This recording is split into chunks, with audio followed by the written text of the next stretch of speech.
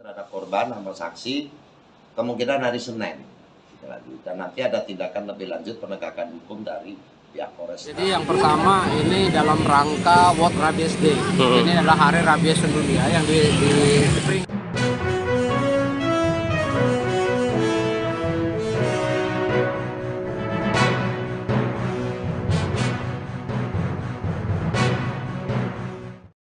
Selamat malam Tribuners, kembali lagi bersama dengan saya Fenty Novianti dalam tayangan berita Lampung terkini di Tribun Lampung.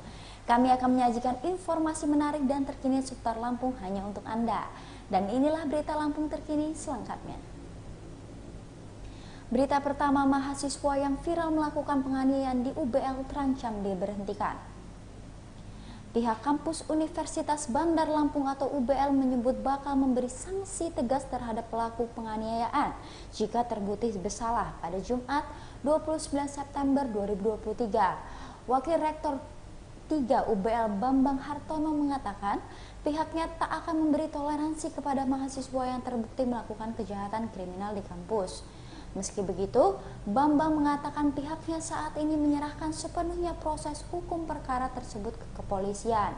Menurut Bambang, hal itu diharapkan menjadi pembelajaran terhadap mahasiswa yang lainnya agar tidak melakukan kejahatan di kampus UBL.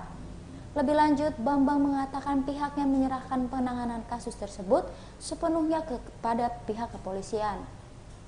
Sebelumnya viral di sosial media video aksi perundungan bully terjadi di salah satu perguruan tinggi swasta di Bandar Lampung, menjadi korban penganiayaan oleh sekelompok orang pada Jumat 29 September 2023. Adapun peristiwa tersebut terjadi di kampus Universitas Bandar Lampung pada Kamis 21 September 2023 lalu. Belakangan ini diketahui korban-korban penganiayaan yang itu sendiri berjumlah 2 orang atas nama Vero dan Iksan. Keduanya merupakan mahasiswa Fakultas Ilmu Komputer di UBL, angkatan tahun 2019. Sementara itu, terduga pelaku sendiri berjumlah 4 orang mahasiswa Fakultas Teknik angkatan 2022. Adapun 4 orang mahasiswa Fakultas Teknik tersebut berinisial D, A, Z, dan Y. Atas kejadian tersebut, salah seorang korban atas nama Veronica Puri Garadenti telah melaporkan terduga pelaku ke Polda Lampung. Kemungkinan hari Senin. Dan nanti ada tindakan lebih lanjut penegakan hukum dari pihak Polresta seperti apa. Kami menyerahkan kepada Polresta untuk melindungi korban, dalam hal ini mahasiswa Fakultas Teknik, sebagai bentuk tanggung jawab kampus. Dan itu ruang lingkupnya adalah ruang lingkup UR3, bidang kemahasiswaan. Terjadinya peristiwa penganiayaan itu di kampus itu seperti apa, Pak?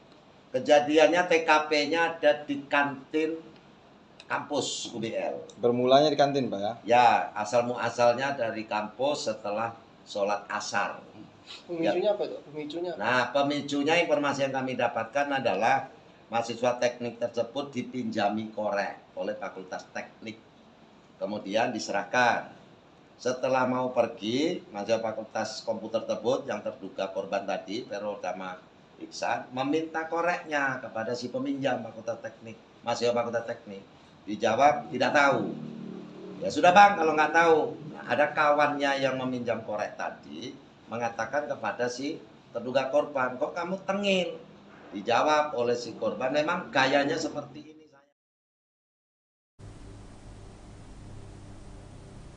Beralih ke kabar selanjutnya, keluarga bongkar kejanggalan kematian siswa SPN Kemiling Polda Lampung. Keluarga Adven Pratama Telam Banua, siswa Sekolah Polisi Negara atau SPN Kemiling, Polda Lampung menyesalkan kasus dugaan penganiayaan tersebut jalan di tempat. Rahmat Telam Banua, paman siswa SPN Kemiling Adven Pratama, menilai penanganan kasus keponakannya ini jalan di tempat. Ia mengungkap adanya kejanggalan kematian keponakannya karena ada pembekakan jantung. Korelasinya ketika lulus tes kesehatan dan jasmani dengan nilai 81,37. Kalau ada pembengkakan jantung tidak akan seperti itu nilainya. Pamina menjelaskan bahwa proses masih sedang berjalan dalam tahap penyelidikan. Kasus ini seperti berjalan di tempat dan diharapkan untuk diusut tuntas, tidak ditutup-tutupi. Pengacara Van Royen Girsang dari tim penasehat hukum LBH Sion Bandar Lampung mengatakan Pihaknya datang ke Mapolda Lampung untuk menanyakan progres kasus Adven Pratama, siswa SPN Kemiling Polda Lampung. Ia mengatakan polisi menjelaskan sampai saat ini belum menemukan tersangkanya. Pihaknya juga akan melaporkan kejadian ini kepada Komisi 3 DPR RI.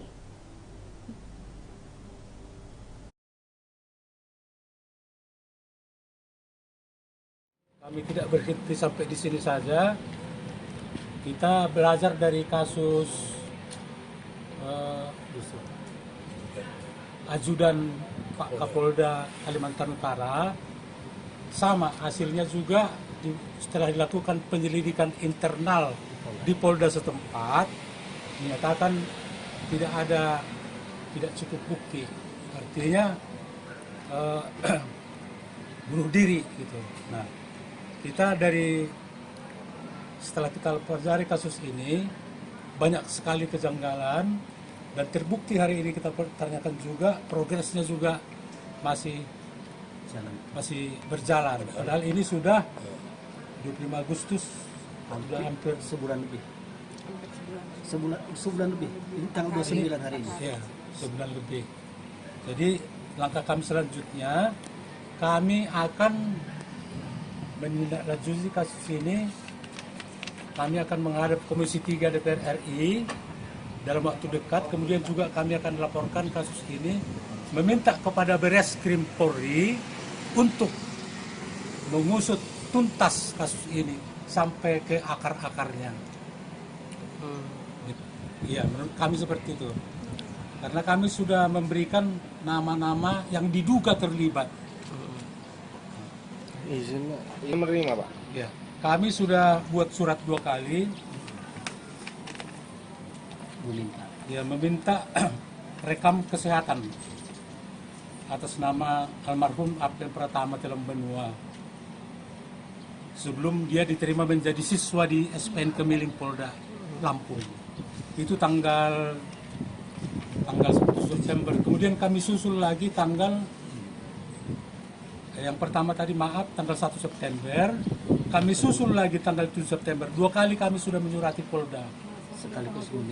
Sekaligus meminta surat hasil otopsi dari rumah sakit pusat Adam Malik Medan. Sampai sekarang tidak ditanggapi, tidak diberikan kepada kami.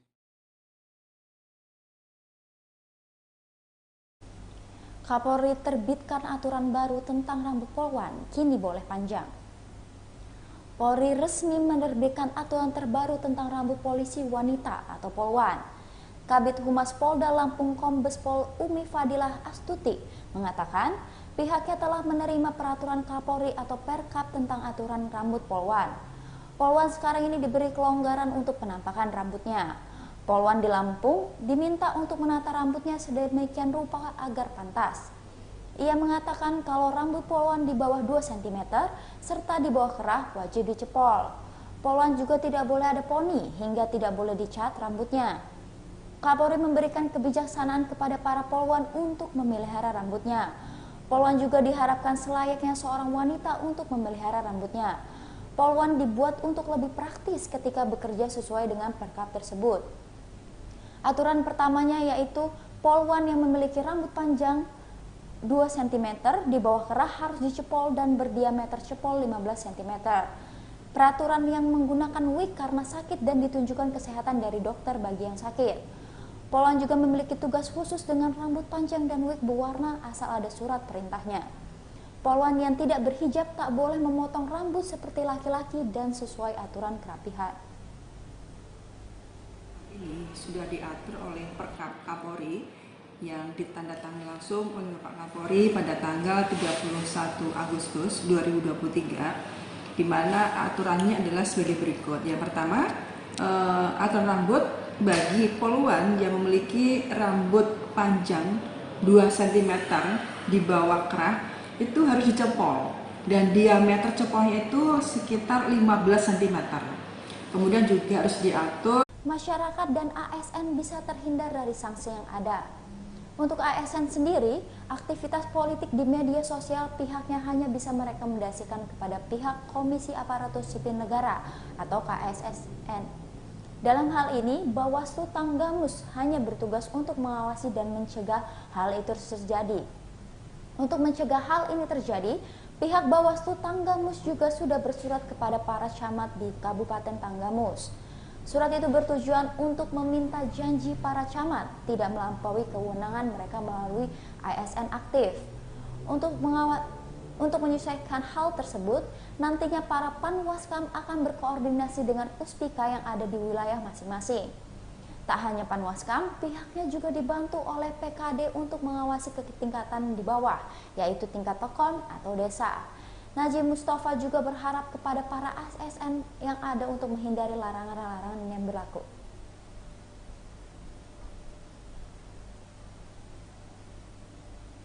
KASN, Komisi Aparatur Sipil Negara.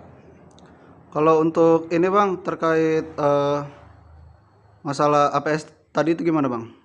Untuk sampai dengan hari ini, kami Bawaslu Kabupaten Tanggamus bersama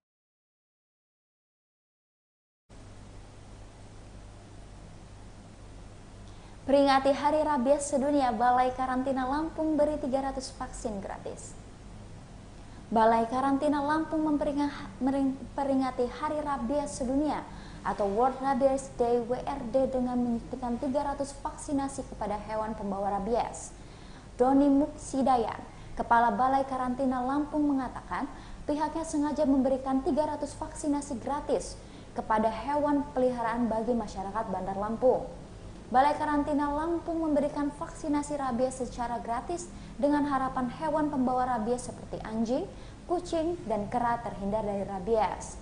Pemilik hewan pun merasa sangat aman saat beraktivitas dan masyarakat sekitar juga bisa nyaman. Ia mengatakan WRD adalah sebuah kampanye global yang diselenggarakan setiap 28 September setiap tahunnya. Peringatan Hari Rabies Sedunia ini dilakukan untuk meningkatkan kesadaran masyarakat akan pencegahan dan pengendalian penyakit rabies. Pihaknya didukung oleh Disnakeswan Provinsi Lampung, Distan Kota Bandar Lampung, dan Perhimpunan Dokter Hewan Indonesia Cabang Lampung. Pihaknya mencatat vaksin tersebut diberikan kepada hewan kesayangan seperti anjing dan kucing. Barantin Lampung menggelar kegiatan ini sebagai upaya pencegahan dan pengendalian penyakit rabies di Kota Bandar Lampung.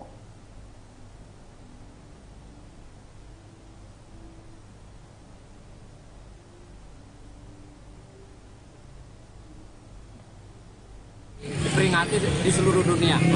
Nah, kenapa kita bikin acara ini? Kita sengaja buat di alam terbuka seperti ini. Ini sebenarnya salah satu bentuk kampanye juga. Bentuk kampanye bagaimana kita membangun kesadaran masyarakat untuk lebih peduli terhadap penyakit. Kabar terakhir, CIMB Niaga ingin promosikan kebudayaan Lampung lewat ajang KML. PT Bank CIMB Commerce International Merchant Bankers Niaga Tbk Lampung harapkan peserta Kejar Mimpi Lampung atau KML untuk ikut mempromosikan hingga mempertahankan kebudayaan Lampung. Asisten Vice President Branch Manager Network dan Digital Banking PT Bank CIMB Niaga Agus Wijaya mengatakan gelaran Kejar Mimpi Lampung ini sebagai upaya menjaga kebudayaan Lampung dengan cara menggelar lomba solosong dan tari kreasi. Ia berharap dengan adanya KML ini bisa memberi euforia positif bagi masyarakat Lampung. CIMB Niaga sangat peduli dengan masyarakat Lampung dan terutama bagi warga peduli tentang kebudayaan.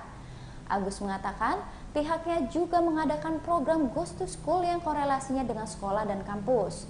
CIMB Niaga berharap harmonisasi kebudayaan NKRI bisa terus dipertahankan dan dipromosikan secara masif. Pihaknya juga menggelar program KML ini pada 35 kota se-Indonesia. Setiap daerah ada dan kegiatan waktunya berbeda-beda. Generasi muda dengan semangat KML ini mampu bangkit dan mengejar mimpi untuk meraih kesuksesan. Ya, dengan semangat kejar mimpi ini diharapkan teman-teman ya mampu bangkit ya, kemudian juga mampu mengejar mimpi untuk meraih kesuksesan bagi teman-teman semua. Baiklah Tribuners, itulah berita Lampung terkini bersama dengan saya Fenty Novianti. Jangan lupa untuk ikuti YouTube Tribun Lampung News Video, Facebook Tribun Lampung, Instagram @tribunlampung dan TikTok @tribunlampung untuk informasi terupdate lainnya. Selamat malam dan sampai jumpa.